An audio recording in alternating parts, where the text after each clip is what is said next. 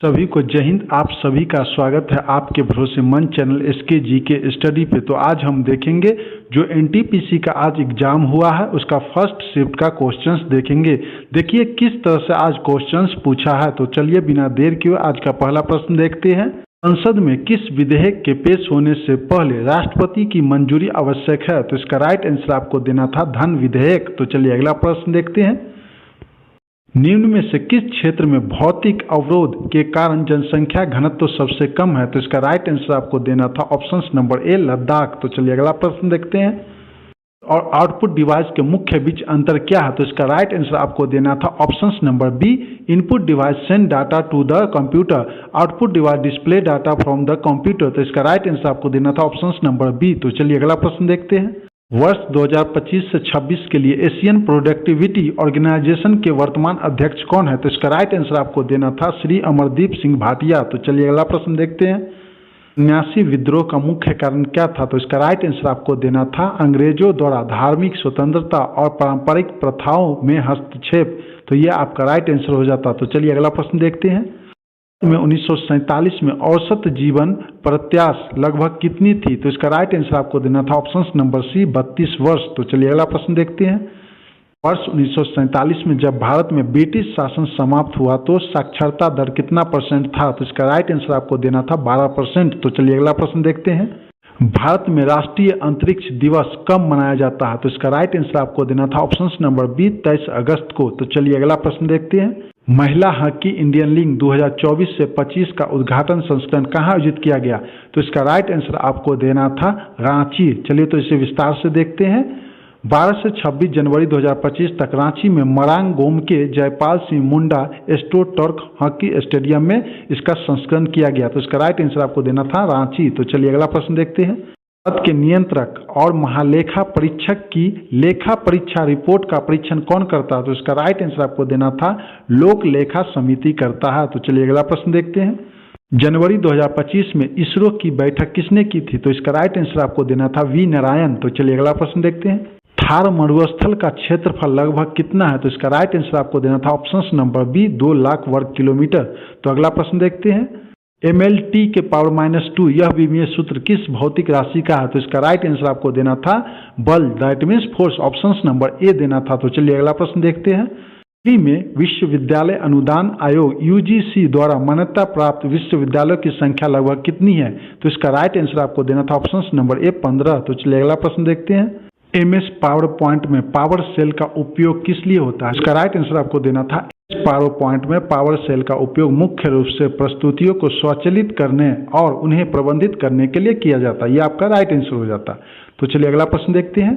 Power point में save का प्रतीक क्या होता है। तो इसका राइट आंसर आपको देना था पावर पॉइंट में सेव का प्रतीक एक फ्लॉपी डिस्क जैसा दिखता है। यह आमतौर पर क्विक एक्सेस टूल बार में पाया जाता है जो स्क्रीन के ऊपरी बाएं कोने में स्थित होती है। समझे फ्रेंड्स, ये आपका राइट आंसर हो जाता है। तो चलिए अगला प्रश्न देखते हैं।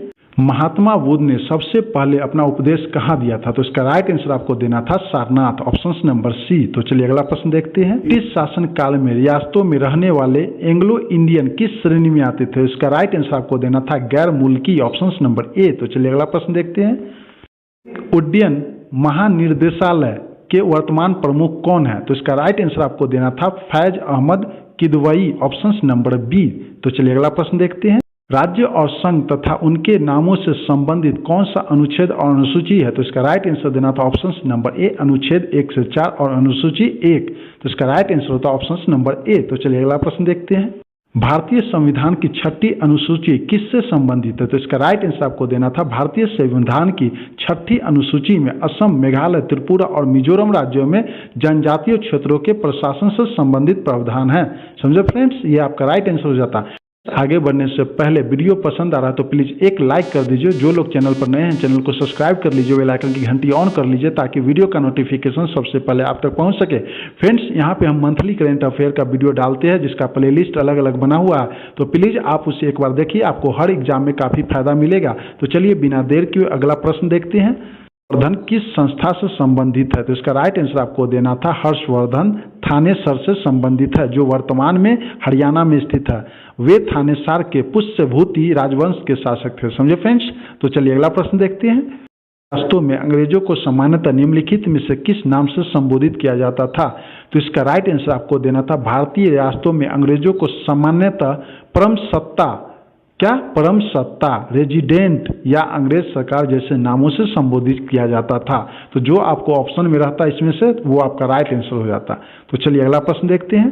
2025 का पुलित्ज़र पुरस्कार संस्मरण या आत्मकथा श्रेणी में किसे दिया गया? तो इसका राइट आंसर आपको देना था टेसा हुल्स को दिया गया। तो चलिए अगला प्रश्न देखते हैं। भारतीय चार्टर्ड अकाउंटेंट संस्था ICAI के 2025 से 26 सत्र के लिए अध्यक्ष किसे नियुक्त किया गया है?